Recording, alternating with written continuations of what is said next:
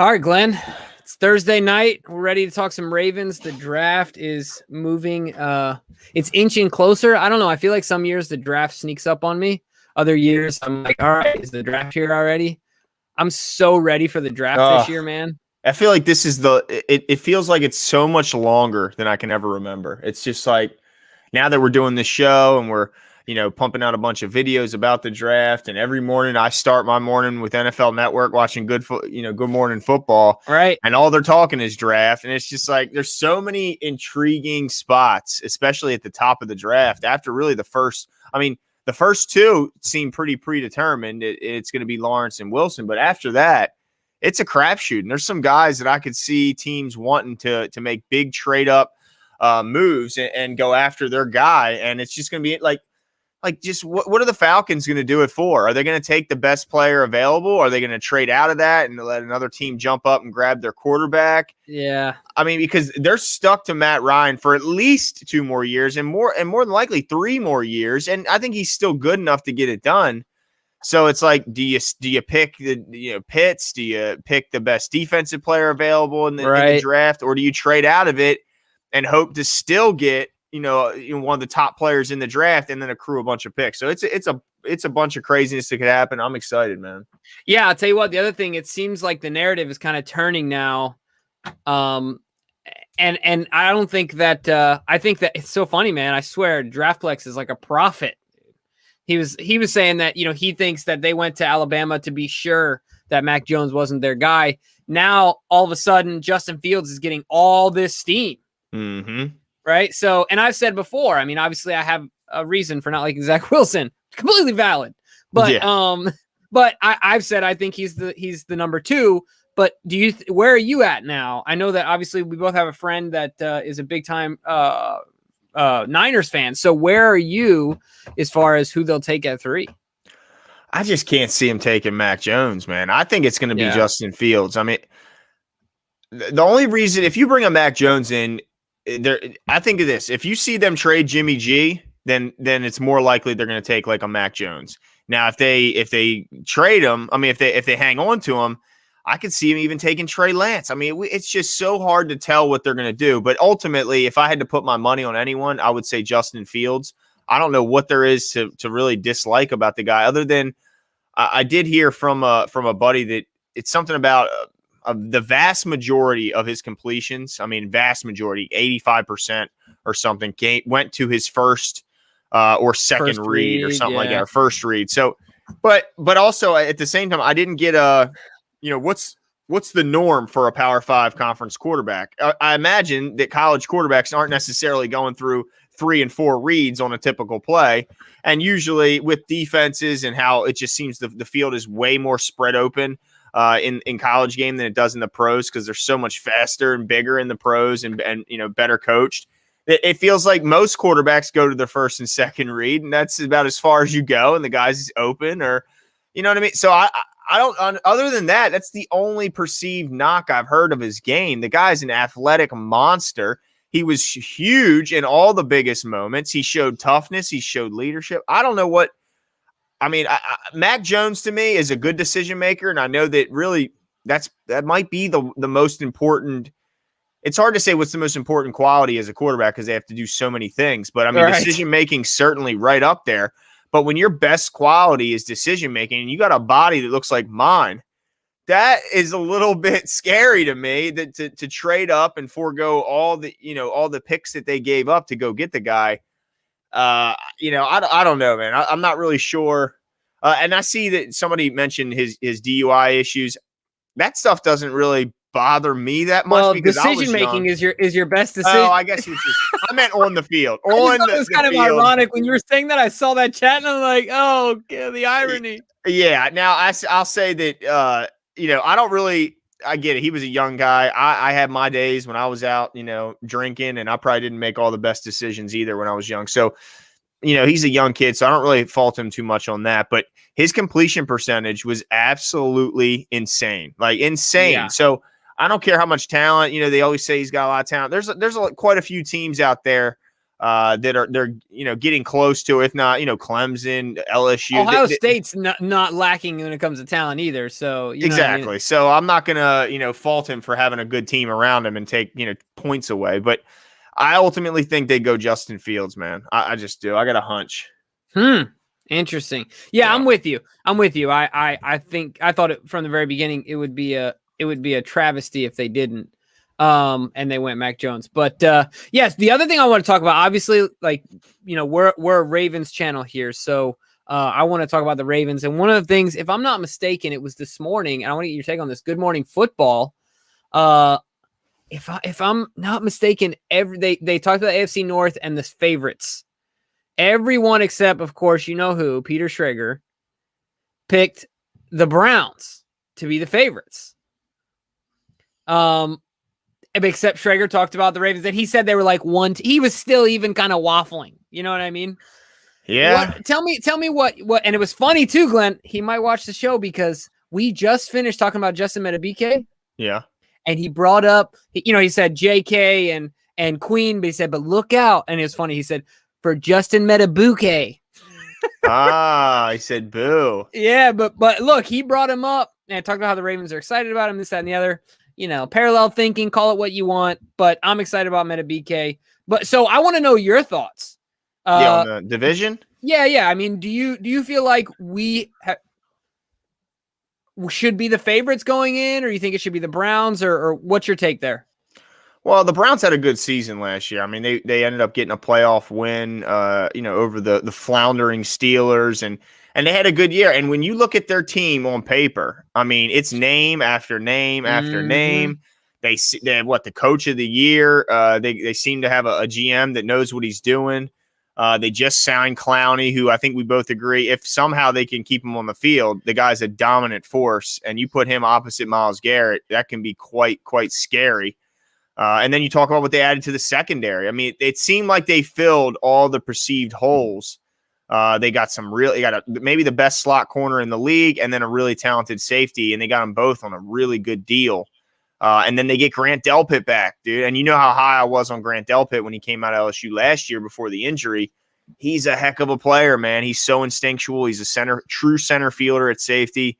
The guy can ball. So if they draft a corner, and then, Denzel Ward can stay healthy and Greedy Williams can even be decent. And I mean, that defense could be scary. And we know about the offense. I don't think that two-headed monster, even if Baker doesn't play well, they're still going to have a pretty solid offense with all the weapons. I mean, they got a really good offensive line full of name guys. We know all of them.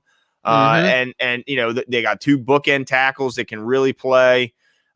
We know about the talent on the outside, and then they got three good tight ends if Njoku stays around. It's really hard to look at their roster and find a hole. And before you could say, well, yeah, but their coach doesn't know what he's doing. Well, it looks like they got one of them now too. So it's really hard to not like what they're doing. The only thing I would say is I trust, it's just like I know you're going to say, Jimbo, we trust our quarterback more than we trust theirs. So, and honestly, I think that it's weird, man, because if I went position by position, overall, I think I would probably lean towards the Browns in a lot of positions, maybe even more than the Ravens. But we all know the most important position, that's the quarterback position.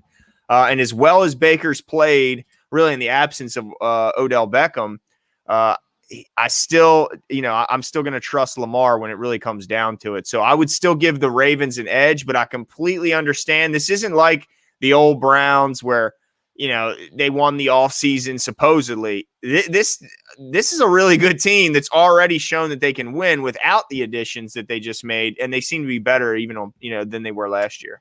Right. Yeah, it's definitely an interesting one for me, obviously, and Rita talked about this last night. It's when you start doing more and more of this, it's hard to hold on to your 100% fandom, right? And still be realistic and have longevity in doing a show like this because it's so exhausting. Like, you've seen Skip Bayless have literal meltdowns on TV because he's such a diehard Cowboys fan, right? I mean, there is meme after meme after meme after meme of Skip Bayless, right? Pounding on the table because he's upset about the Cowboys.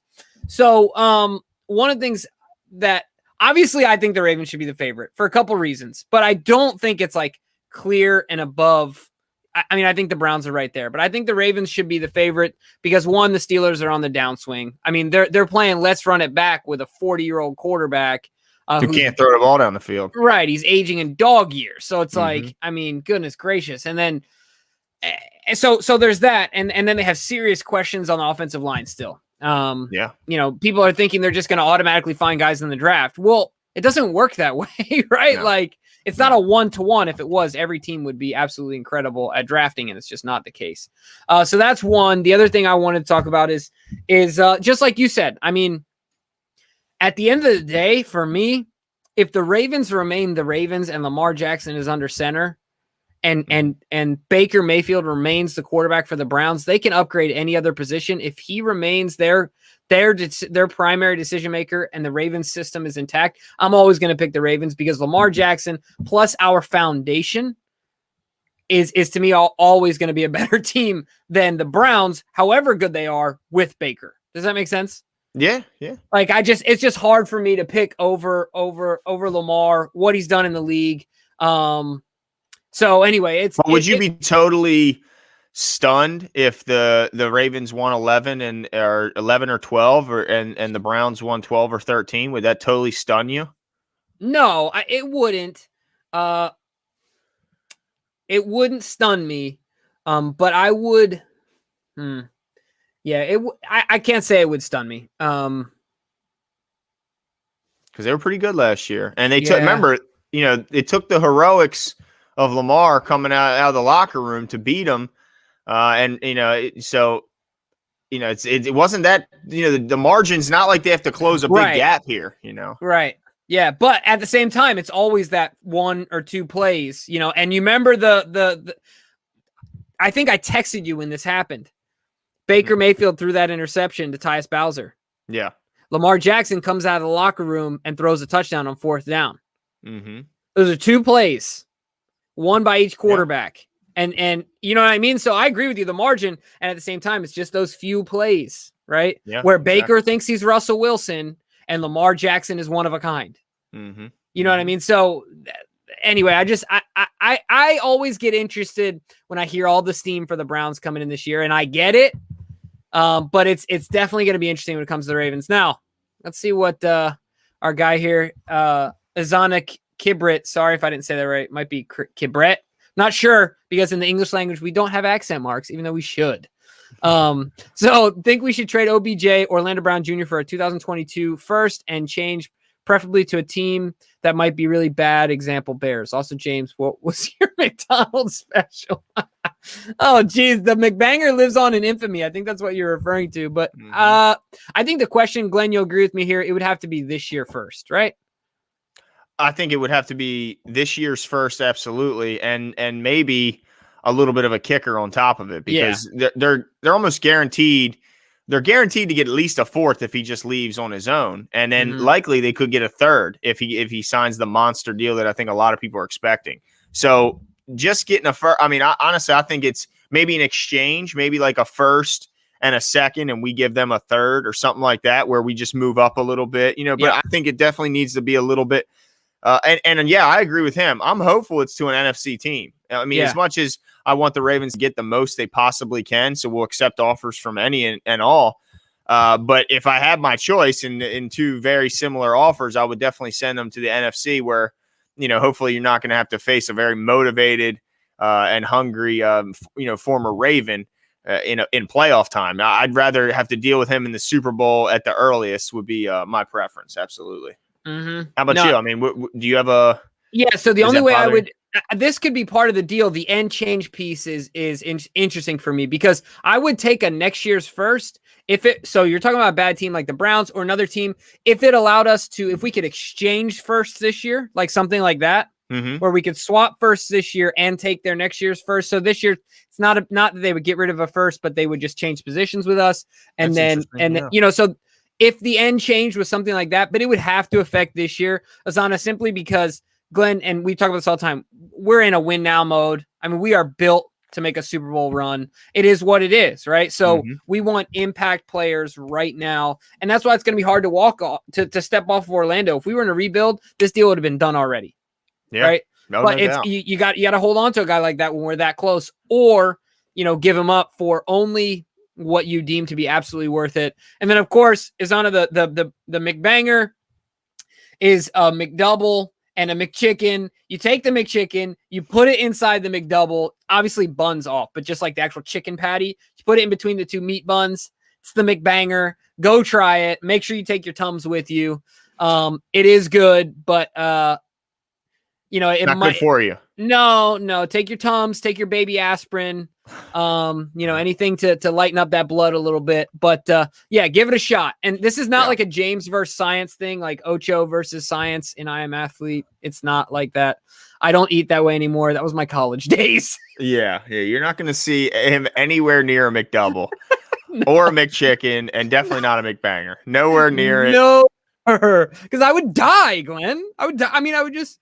Yeah, your body at this point, as long as it's been, your body would, you'd be in trouble. You'd have to be in that bathroom, that's for sure, immediately. For quite some time. Can you imagine? Oh, geez. Now, Jimmy, you saw, as King points out, the Seahawks did pick up Aldon Smith. He is now a Seahawk, and not necessarily surprising. It was nice. It was.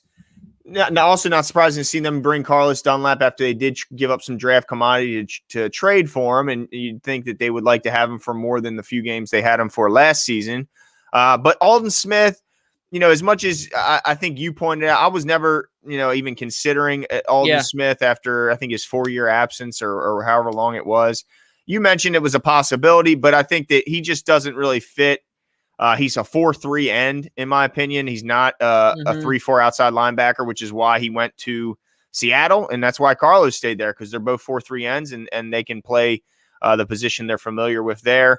And really, Aldon Smith's past history, the forced time off, nothing screams Raven to me about the guy, and I think that's why he's not here. And I didn't see the contract, but I don't think it matters much. He said, why did we restructure contracts? Not for him. I know that. I don't know exactly who it was, but it's not for Aldon Smith. That's for sure. Yeah. I mean, so I was a little disappointed to see this go, because I thought that he could have been, if we were going to bring in two guys pass rushing wise, I thought that he could have been a nice complementary piece on the cheap. And he's obviously still got skills. I mean, think about it. If I'm not mistaken, didn't he sack the quarterback as many times as Judon last year? I don't know his number, but he had a pretty decent year. Yeah. So anyway, but Judon drops in coverage. Right. He does a lot more. Overall, he's on the field for a lot more action, right? Like where Aldon is. And look at their respective contracts, and you'll see how they're valued in the league. Yeah, but I will say, like you said, Glenn, I think it's still forthcoming, King. I wouldn't give up. There's still guys in the market. As to the answer to your question, why did they restructure contracts? Right? Like that information is forthcoming, and we're definitely not done. So keep your eye on Justin Houston. Keep your eye on May 3rd, right after the draft is over, I think at 4 p.m. We'll be able to sign guys without affecting the compensatory picks. Keep your eye. We talked about this last night with Rita. And so make sure you go check out that episode. But, we talked about Ryan Kerrigan, talked about Melvin Ingram. There's still names out there that align more with who we are from a scheme standpoint and also from an organizational standpoint. Wouldn't you agree? Absolutely. Yeah. I mean, just because, somebody pointed out, Adam78 said that Houston left with no signing. He seems concerned the Colts might sign him. Well, we also have to remember that Sammy Watkins did the exact same thing, went to Indy and still ultimately signed with Baltimore. So I wouldn't, I wouldn't be so sure he's not going to come back just because he didn't sign his contract. Right. He could be just doing his own due diligence, and maybe, who knows, maybe the Ravens did offer him a deal already, and they're willing to forego that other comp pick. We don't really know. I anticipate them trying as much as they can to hold on to it, but we don't really know the details, and they could have offered him a contract, and he could just be doing his due diligence, making sure he does his rounds, and he could be even visiting another team, a third team, or however many teams he's visited.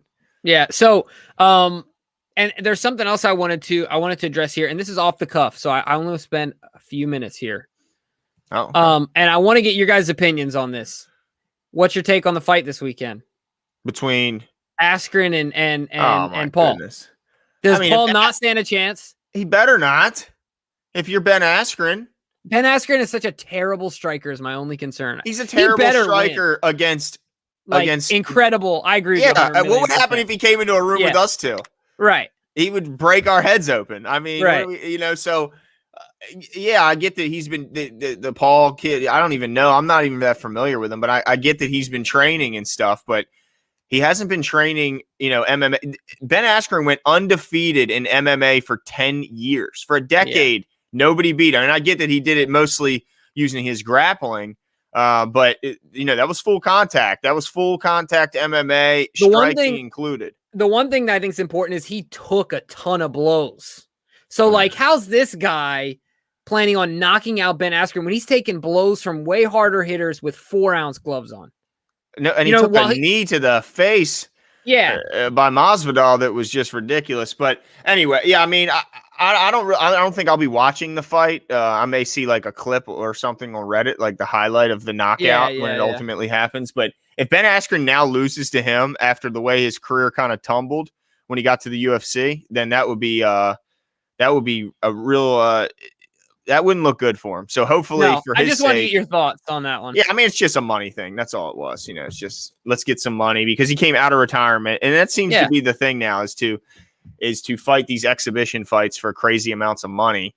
Like can't blame him. And Floyd. And honestly, I had some interest in that one because of the hope, that maybe we could see that that heavy left hand maybe make a connection and stun the world. But I have no hope for the Paul. I don't know which Paul it is. And even in that case, just to add on to your point, like Floyd, Connor is a much better striker than what's his name, than Askren, right?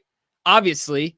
But I mean, even that, the disparity between Floyd and the boxing ring as a I mean, it's just so great, right? Yeah. So with Connor, so like Askren's experience fighting and Paul's, anyway, just wanted to get your thoughts. Been thinking about it, been seeing some ads on it, so I was like, you know what, have to get your thoughts on that one. So it's gonna be fun. But I think he's funny though. I think Ben Askren is a good troll. He's good at being a troll, and he does it on purpose. And so you can tell he's a wrestler. He's been a wrestler, so he's very comfortable in his own skin. Very confident in one-on-one sports. I think every kid should do one-on-one, like individual sports, because I think it helps their self-confidence. Helps them because you only have you to depend on.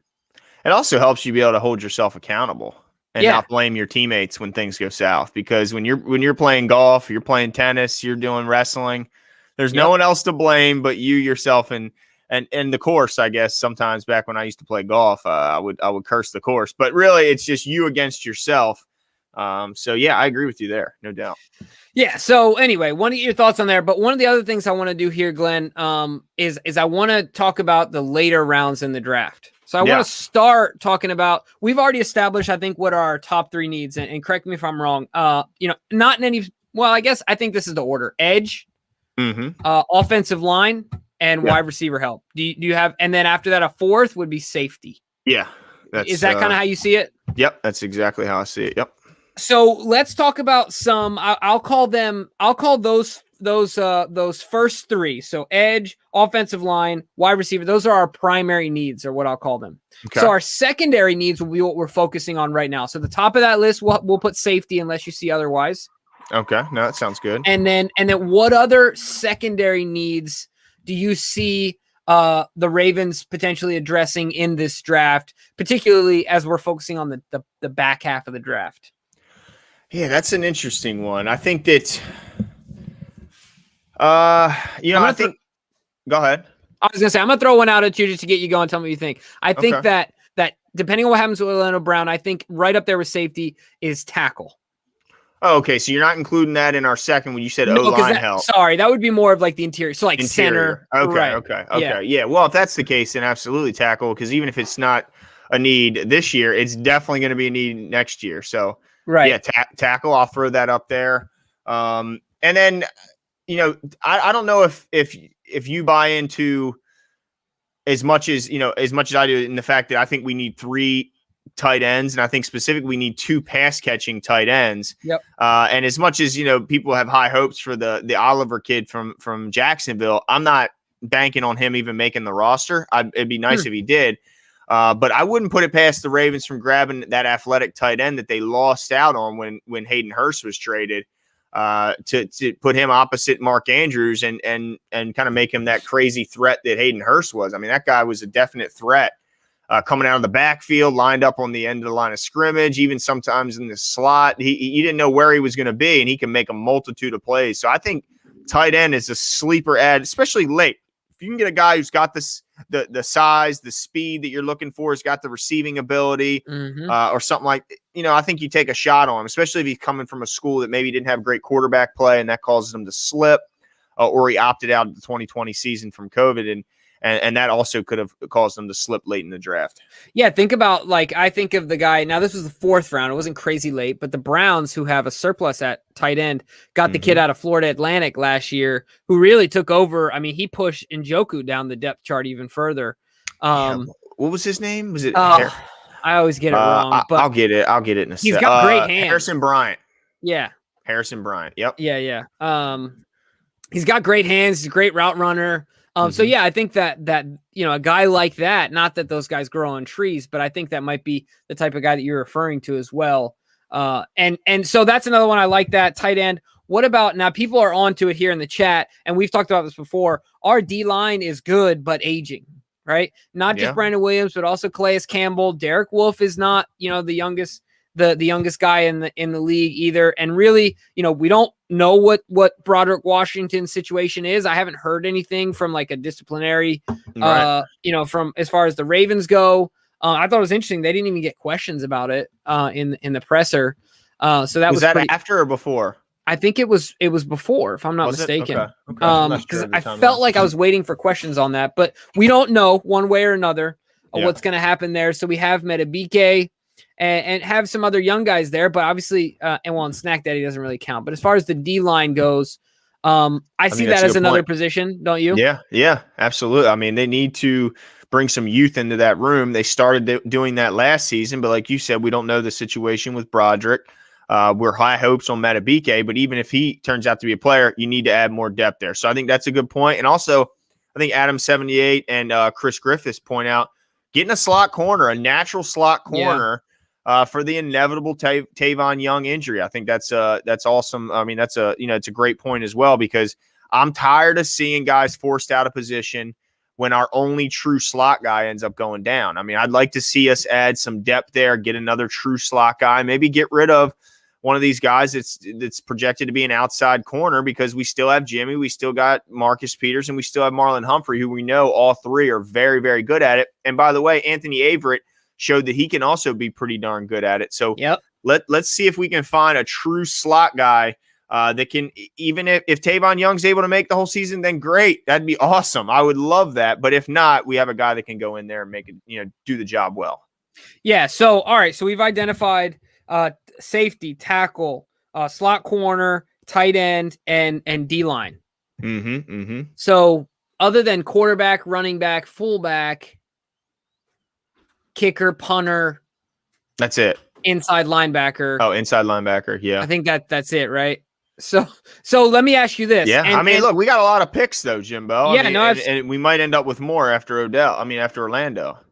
You always do that every time. It's because of the OBJ stuff, man. I know, man. It's crazy. So let me ask you this.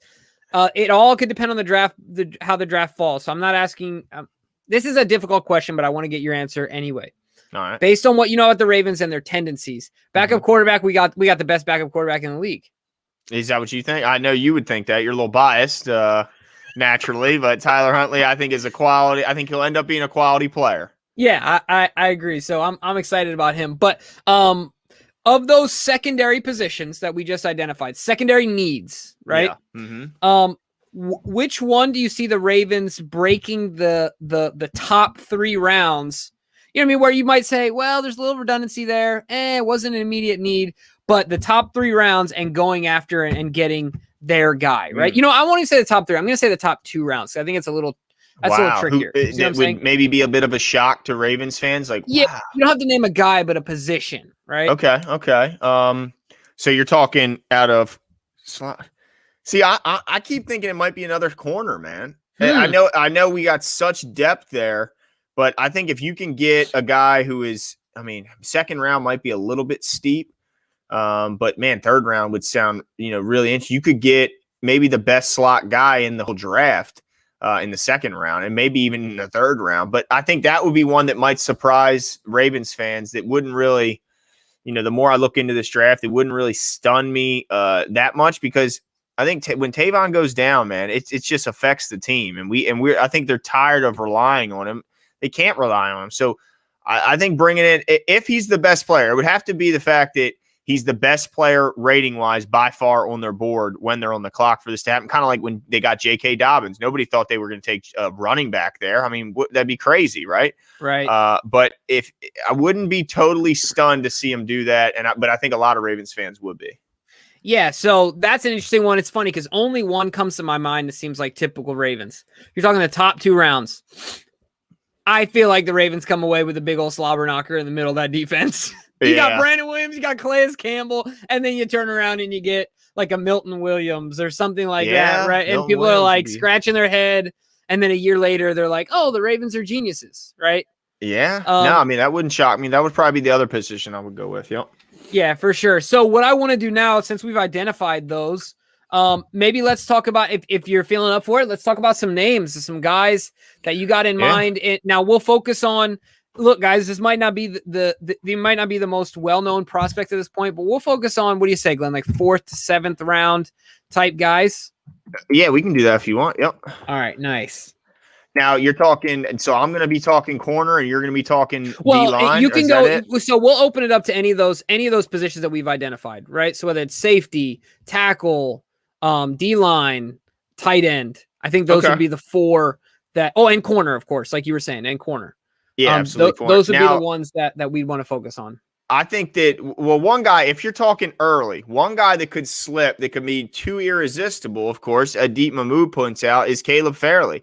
He's a guy that they say if he didn't have the issues with the back, he would be a top 10 pick and maybe the number 1 corner taken in this draft. But the medicals make some teams shy away and other teams not as worried. So if the Ravens medical staff looks at him and they say, man, I honestly, I think his back looks okay. I think it's something that he can bounce back from, recover completely.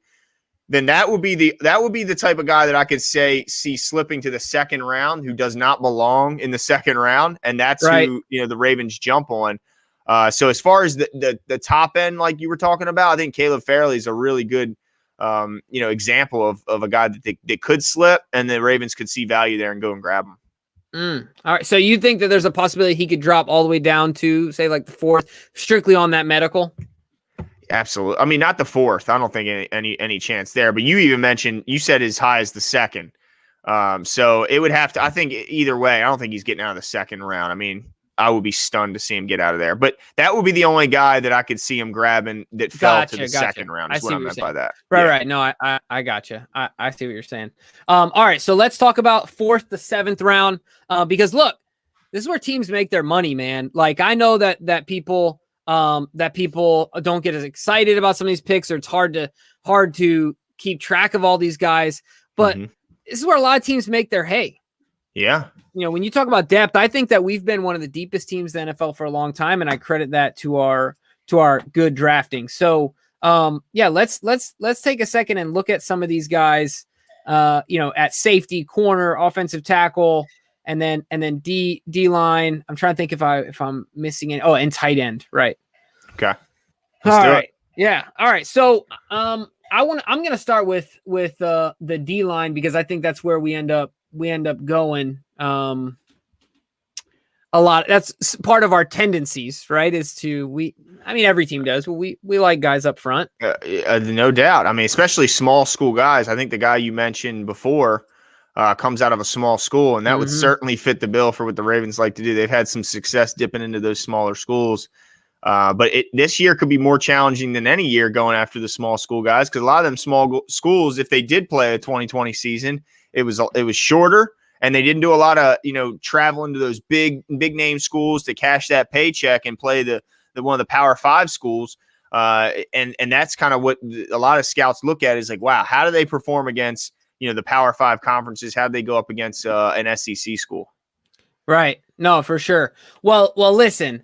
I have done nothing but rail against BYU since we started the show. And then I talked about Look, this is how you know I'm not biased, Glenn. I talked about Brady Christensen as a tackle. Yeah, what's going on here? Yeah, and I'm going to keep going that way. All right? Okay. So, defensive lineman, I never get his first name right. I'm going to call him Kairos. Tonga from BYU is a guy that I've seen play a few times and think he has some Raven-like attributes. Okay. Now he's not. So, okay, let me give you his measurables. 6'4", 321. He's not quite like the size of, he's taller than Brandon Williams, but what Brandon sits like a 340, something like that. Big boy. Yeah. But one of the things I like is it says down here, he's got rare range for a nose tackle to track down quarterbacks and ball carriers. And I like that because, look, Brandon can push the pocket and reset the line of scrimmage. Mm-hmm. Brandon's never been known for, I mean, he hustles. Trust me, he gets after plays, but his range is not one of the things that you would, consider to be synonymous with Brandon Williams. I'm surprised by that because you're right. His athleticism is incredible. Yeah, it is. Absolutely. One of the things I think is funny. So they have him listed. This sounds hilarious to me because you think of a big guy. It says listed at 321 and no noticeable fat hanging off him. I like how they said hanging off. Some of them guys, it hangs. Oh, like jelly. Justin Ellis, man. Every time he laughs, his stomach goes up like 4 inches. It's like ridiculous. Poor jelly. Oh, look, we love you, man. But the other thing too is that I liked about this kid's game is that he's got strength in his hands. I like that. So I think that a lot of people have him valued as like a 5th round guy. I could see him going there, and I could see the Ravens going after him. Another reason for that, and I'm biased this way as well. He's most likely a high character guy. Mm-hmm. And he's going to be a good locker room guy. He's going to be a team player. He's going to have passion towards the game. He's going to be a good person put in front of a microphone. All those things matter. And especially in a division like ours, you need a guy that can get after ball carriers as much as possible and stop the run. So I like this kid coming out of BYU. I'm telling all the Utes out there. All the blasphemy that you're spewing out here, talking about a BYU guy, man. Yeah, it would be really bad if some of my friends found out. That's true. Okay, well, they might just get a phone call later tonight, surprising them. For me, I mean, I see a lot of people, and I'm going to talk a little bit about some tight end here because I'm gonna jump around a couple other positions, but I know that I've seen Trimble in the and by the way, I do like Jalen Phillips if he's at 27, as long as he's the one with the concussions, right? Yeah, he's the one that got hit. I think he was like driving on a scooter or something and got hit, and then he got another one in the football game. But anyway, what guy that interests me, and I want to get your take a little bit on whether they'll take him. And he was first pointed out to me by DraftPlex is Tommy Tremble, the tight end / fullback out of Notre Dame. That, I mean, when you read his bio, when you read anybody's write-up of him, it is like the funnest write-up to read. This guy is just, they said there's no better run blocker, no more willing run blocker than this guy. I mean, he puts his head in there. He can clear out a path and really just eliminate potential tacklers in the hole. The question is, can he develop as a route runner and pass catcher to complement all that he does as a blocker? Because there's no doubt, that he would impact the game in that way. Now they have Nick Boyle, they got Project Pat, but this guy is like, I mean, he just seems unique. I mean, he's just, as D Money points out, he plays like a Raven. He just looks like a Raven. And it seems like no team in the league could fully take advantage of this guy's skill set like the Baltimore Ravens. So, can I read you some of these points? Do. I think they're hilarious. Okay, so one of the things that's this is the least striking of them all, but it says unmatched want to as a run blocker, like you were saying, 5 big time blocks in 2020. But the next one, you're talking about him being a little different in his skill set, not just being a blocker. One of the other highlights says legit speed and explosiveness flies off the line. I don't think anyone will say that about Nick Boyle. However, Nick Boyle did have the quickest 3-cone drill, if I'm not mistaken, of the tight ends in his draft class, and the slowest 40, I think, also. So, there could be a little similarities there, but the last one is interesting. Elite locating in space in the run game, like a predator stalking its prey. Oh my gosh! Like, does that not sound like a Raven? Yeah, safeties. Look out, because you were talking about filling in for like what Hayden Hurst did. This sounds like a better version of that.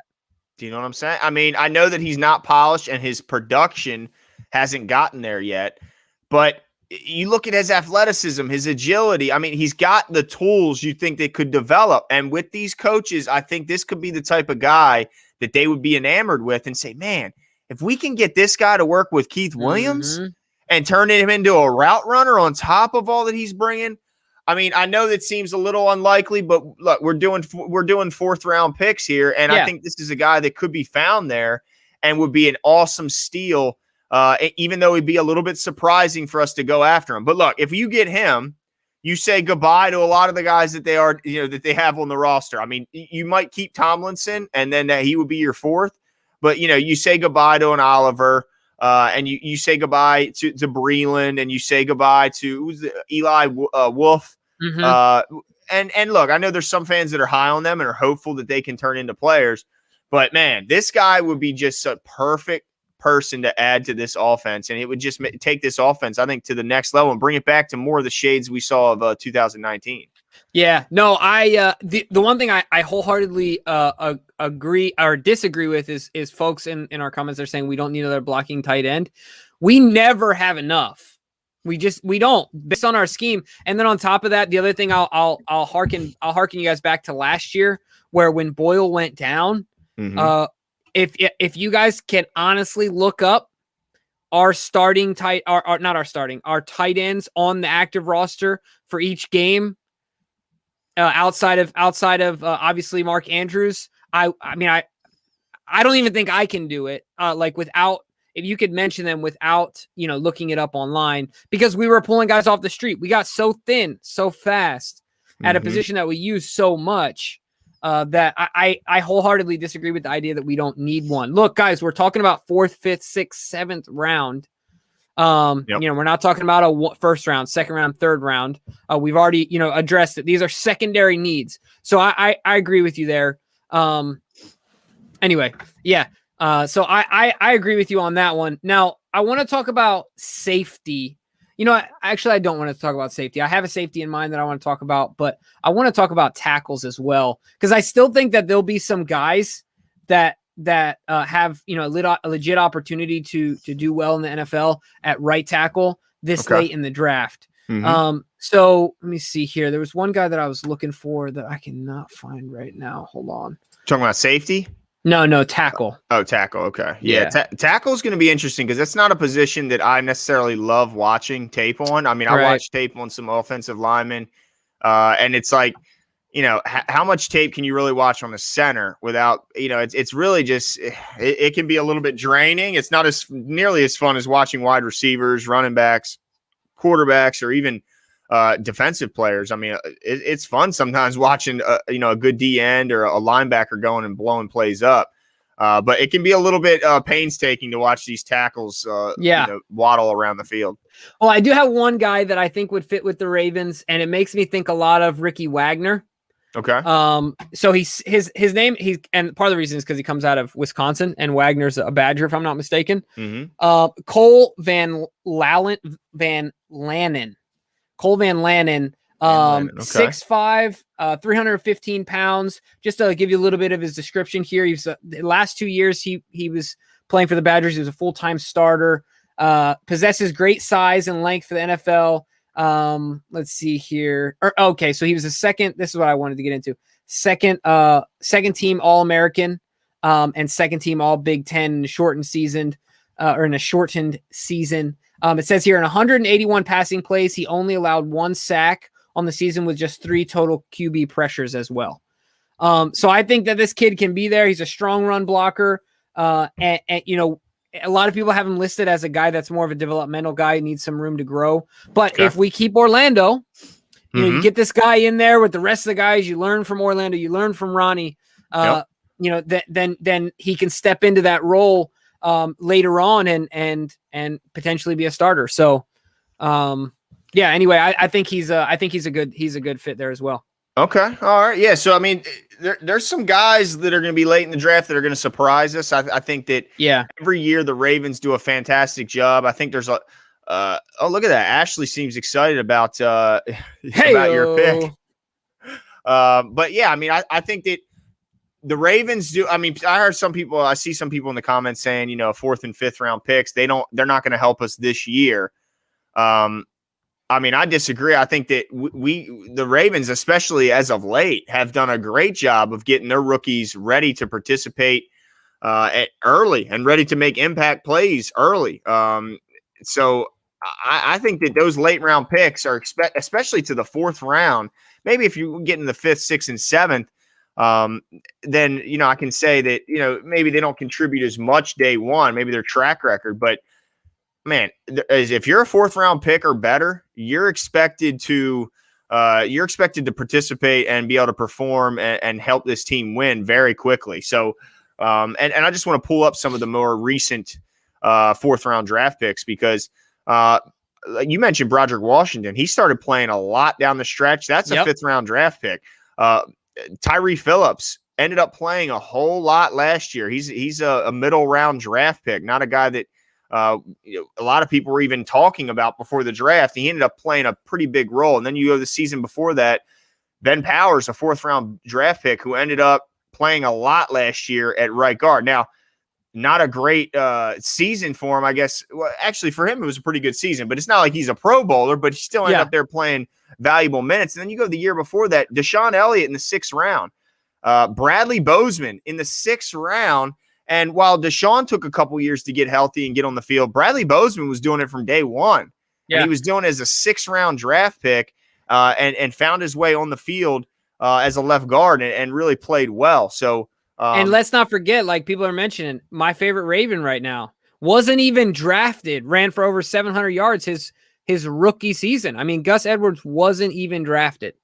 There you go. So there's tons of guys. I mean, Nick Boyle was a 5th round draft pick. I mean, you go down the list. Obviously, Matt Judon was a 5th round draft pick, and he participated and performed very well early on in his career. And was good throughout and got better every year. So, yeah, I think that we can definitely count on the Ravens for, again, finding another late round pick to add to their litany of guys that they found late in the draft. James, are you still begging Orlando Brown?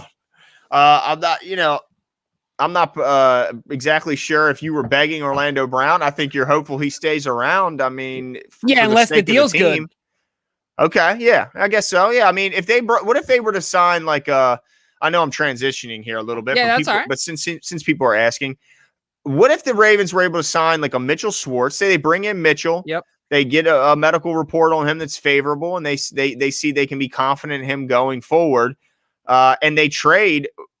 So if they bring in Mitchell, would you be then, instead of hoping that we hang on to him because we don't really know we're getting out of Ronnie Stanley yet? Or are you saying, wow, we got Mitchell, see you later, Orlando, and let's go for another 1st round pick and let's take a shot at it this year? You're killing me. What's killing me is not Schwartz at right. It's Ronnie. It's my concern that Ronnie might not be ready to go, man. But look, I am not sleeping on Eric DeCosta. If I'm not mistaken, the past 2 years, he's 2 for 2, right? Mm-hmm. He's made a trade in season before the deadline. Yeah. Injuries happen, man. Teams get desperate. They want their guys. Other teams start rebuilding way too early. Stuff happens. I think the deal will get done, but I don't think the deal gets done until they feel really good about where Ronnie is. Could it be draft night? Or do you think but can they feel, how much more can they hear about Ronnie in the next 3 weeks? Yeah, exactly. So that's a tough question, Glenn. If we got a guy like Schwartz, I don't think I'd want to move off of him yet. I've come to that conclusion, and that's opposite of what I said. Unless, dude, if somebody wants to give us 2 first rounders, see ya. But well, I think as Casper's pointing out, the thing that what a lot of people are saying is holding up the deal is the fact that Orlando the team wants to work out. If they're going to make a trade for him, they want to know what his contract demands are going to be next season. And I think that he's saying he wants to be paid as like, the next highest guy or certainly up there. So that could be also a big factor in slowing down this trade. Yeah, Williams, what's his name? Williams, shoot. What's his first name? Signed with the Niners. Trent Williams. Yeah. Trent Williams. I think he might have ruined it for old Orlando. I mean, I know he was great as the best the best tackle, but how many years older is he than Orlando Brown? Yeah, he's 32, and he got a 6-year deal. So he's going to be 38 at the end of that deal. Yeah. Whew. I know linemen can play till they're a lot older than most positions, but man, I mean, if I'm if you're Orlando Brown, Jimbo, you're look, he's old. I mean, I'm still going this way on my development. I mean, at the best, he's this way. And the only way I take less overall is if the deal, if you give me a 4, I think Orlando's 24. Yeah, something like that. So if you take a 4-year deal, then you can hit it again, and then maybe you hit it at again 28, right? At 32, right? Exactly. So that's the only way I do it. Oh, sorry about that. But yeah, it's definitely it's going to be interesting what happens to Orlando. I'd like to know your thoughts. Like if we get a guy like Schwartz, like you were saying, are you okay with then moving on from Orlando if you're okay with the compensation? Yeah, I think at that point I'd be happy. I'd be okay. No with worries it. about Ronnie's ankle. No, I mean, I'd be worried about him, but I think you still in the draft address and you get at least a guy you're confident can be a swing tackle. Old Brady Christensen. Yeah, I mean, I think you're hopeful that you can get a guy who can play a little left if need be. And That's what he played. Yeah, but I don't think many are projecting him to be that at the next level. It's possible, True. But I think they're hoping for a guy who projects a little bit better to the left side and that can play right. But then of course, then you might be in the same situation again. If he plays too good at right tackle, he could be demanding his way out of Baltimore because he wants to be a left tackle. Who knows? We never thought we'd see this with Orlando. But yeah, I think that I'm hopeful if they can get Mitchell Schwartz. That tells me that their medical said that he's going to be. They're expecting him to be ready, and that would get me excited because that's going from one Pro Bowl right tackle to another Pro Bowl right tackle. Except this one actually wants to play right tackle. So if you're telling me we're going Pro Bowl to Pro Bowl, well, that even if it's a slight drop, it's not much. And in certain areas, he may be stronger than Orlando Brown at. I don't really know.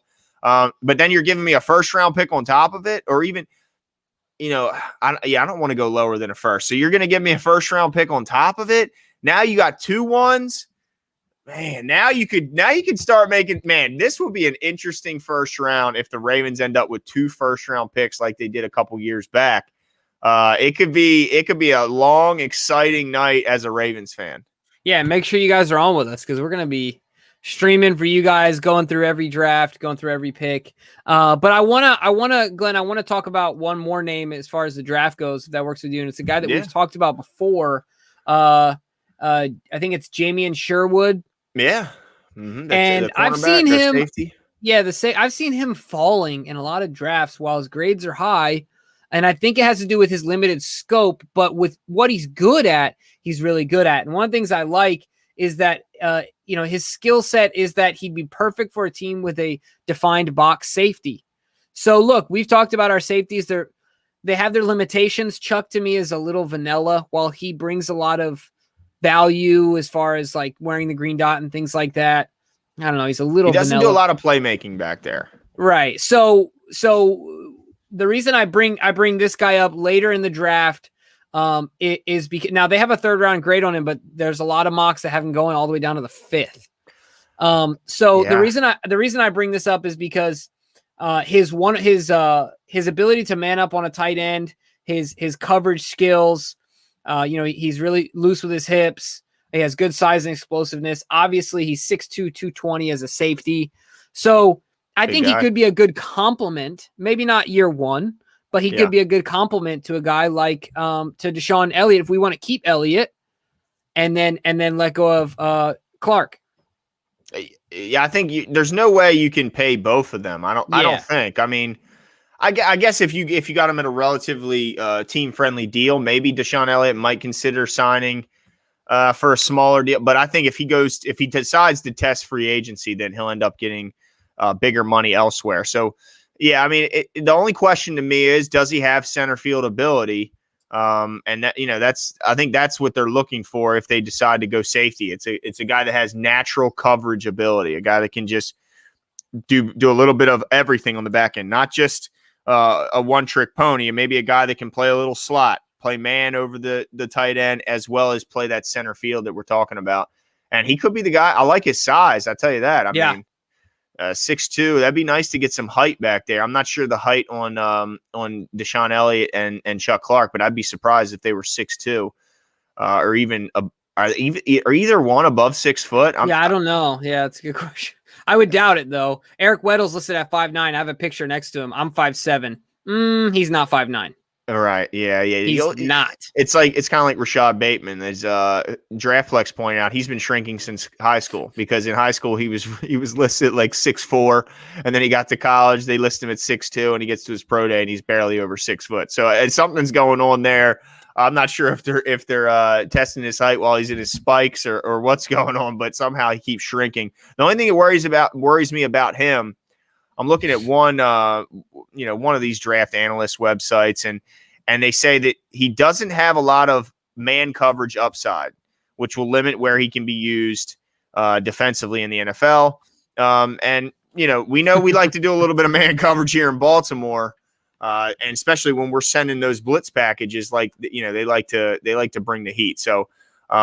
Yeah, and Adam, I agree. I mean, he's just not – Chuck Clark is just not a play marker. Oh, yeah, Jamar Johnson, D3. Yeah, we've been on Jamar Johnson. Yeah, we think he's going to be gone by the fourth. There's no way he gets to the fourth round, right? I think he's made like 3 of our mocks as a third-round guy to us, because he would be perfect. That's exactly the type of guy we need. A guy who can play slot. He's a natural cover guy as a safety. Yeah, we love him. Yes, King, he's 5'7". That's right, baby. Proud of it. That's right. He was the guard when we used to go, play a little ball. He was the guard, and I was the big fella down low. So, yeah, we were a good compliment. Don't let his height fool you. The dude can ball, okay? The guy can ball. I appreciate he can put the ball in the cup. So, yeah, don't sleep on his height. That would be a mistake many have made. Thank you. I appreciate that. Yeah. But the other thing I want to do here, Glenn, if you have another name, is I want to get to our flock questions, our RavensFlock questions. Yeah, that's cool. And this is going to be a segment we're going to be trying to do going forward. So, Jimmy, explain how this all went down and how they can do the same. Yeah, so shout out to Daniel Kunimoto. Hopefully, Daniel, you're on. And if not, I'm sure that you'll watch it later. He's one of our patrons. And if you guys are interested in being a patron as well, make sure to check the link in the description below. But so he reached out to me and said, hey, I have a question for you guys. I don't want to comment it. I'd love to be able to put in a video. And I think it'd be really cool, if you guys be willing to put it on the show. And I said, you know what? Well, let's make a segment out of it. Let's lean into this and say, look, open it up to all you guys. DM us on Twitter, hop on our Patreon, send us you can send us a video message there. Shoot us a video message. We'll show it here, and then we'll answer your question. Yeah. So we're going to spend about 5 minutes or so. We'll watch this video, address it, we'll answer it, and we're hoping, like Glenn said, we're encouraging you guys to do that moving forward. Send us a video, and we'll show you on the we'll have you on air. That's right. We'll get you on the show. So make sure the room's not a mess. That's right. That's right. Clean up, put up the dirty underoos. Clean up a little bit, throw away the Coke cans and all that stuff. But yeah, let's hear what Daniel has to say. All right, let's do it. Hey, what's going on, Glenn? It's your boy, it's your fan, Daniel Kunimoto here. I had a take I want to share with you guys. With the Ravens this year having trouble finding help on the edge, I'm thinking that they may look to the middle of the linebacking core and the front of the defensive line for that pass rush support. So what do you guys think about this idea that they may look for a linebacker, maybe in the middle, or a defensive tackle that might help them in the pass rush to make up for the lack of edge rush?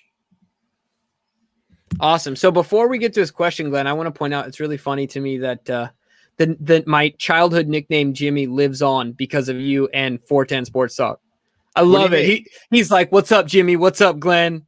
It just cracks me up. Yeah. You're James now. Yeah, I had to adjust to this James thing. It's okay. I don't. It doesn't you go bother away. me at you all. Come back. You're dressed all nice. You're James now. I mean, What happened? What's going on here, man? I gotta mess your hair up a little bit or something. What's going on?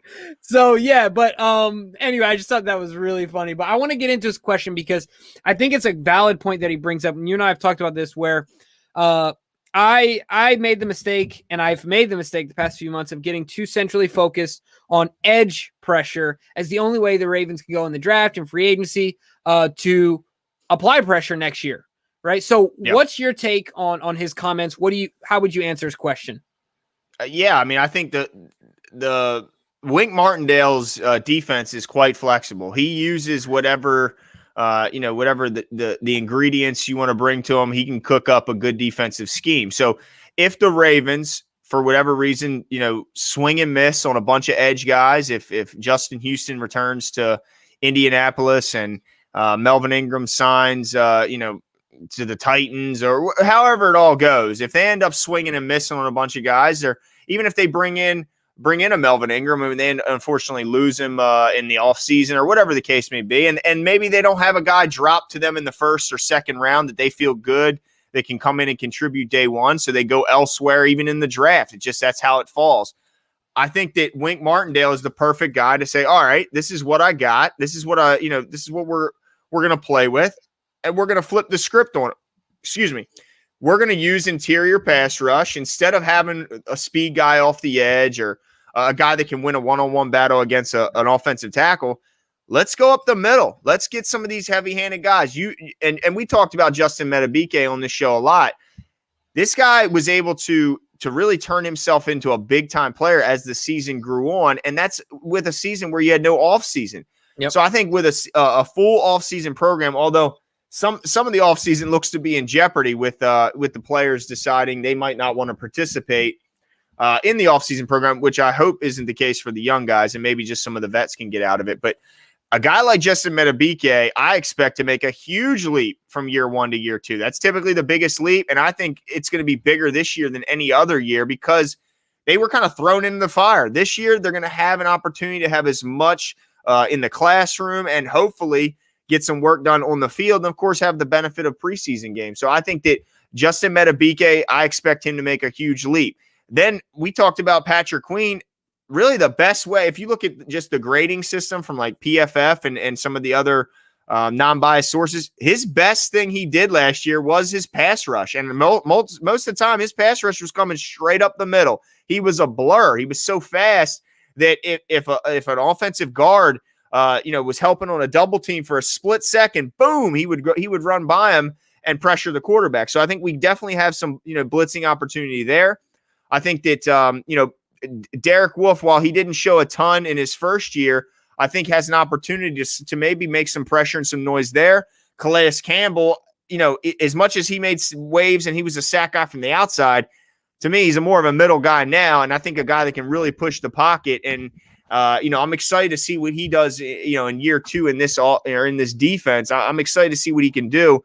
And then you mentioned they could add depth in the draft. Milton Williams is a guy that they could add. They could add a Christian Barmore. Who knows if he falls to 27 and he's the best player on the board. Levi out of Washington. They could. I skipped his last name because I'm not exactly sure how to pronounce it, and I didn't want to butcher it. But there's guys in the draft they could use that they could draw. And then Pernell McPhee, the old guard, the old vet, has always been more of an interior pass rusher than an outside rusher. You match him up against a guard and a passing down, I still like our chances of pressuring the quarterback there. So absolutely, Daniel, I agree with you. If they swing and miss on the outside, they're going to find a way to draw up pressure. And if that means blitzing a ton again, that's what we'll do. And if them blitzes have to come up the middle because that's where the talent lies, I think we'll do that as well. Yeah, I just want to echo all your points. I agree with you 100% there. I think that making the mistake that I did, that thinking, our only pressure guys will come off the edge is not a good idea. I was kind of frustrated with myself when I saw the video. I'm like, duh. Yeah, absolutely. I think it's a great point. I think the Ravens are going to be as creative as they can to get pressure to the quarterback in any ways that they can. So we love the video. I think that was awesome. Make sure you guys do the same thing. Like I said, DM us a video on Twitter. Feel free. Check out our Patreon. And we'll be sure to show it up on our live show on Tuesday or Thursday. We're going to be doing Tuesday and Thursday from here on out for the most part. We're really excited. Had an awesome show. Yeah, I just want to fill in a couple people in the comments. They're saying James and Jimmy is one name. That's not a nickname. Well, I'll give you his nickname. It's Jimmy Haskell the Rascal. I mean, it's Jimmy Haskell the Rascal was this man's nickname, and he's always the rascal in my eyes because I remember trying to play tag with that little guy or play a little cops and robbers, and let me tell you, he's shifty. The man is shifty. So Jimmy Haskell, little rascal. You know, I'd have to catch him by a privacy fence or something because he was a little short to hop them privacy fences. That's how I'd corner him in because I'm long, so I can hit them privacy fences really no problem. That's how you get. So, yeah, that Jimmy, I'm sorry to out your nickname. It's all right. Jimmy Haskell the Rascal. It's all right. No, I appreciate it. Yeah, and I don't think that Jimmy and James are one name. But I think Jimmy's a definite nickname for James, right? Yes, yes. But there's some Jimmys out there that aren't James. Yeah, that are just Jimmys. Yeah. My uncle's name is Benny, not Benjamin, not Ben. His legal name is Benny. There you go. My legal name was almost Boat because my dad wanted my nickname to be Bo. So thankful for my mom making it a family name, and we'll stick with Glenn because Boat, I mean, you know, Glenn's one thing, but Boat's a whole nother world.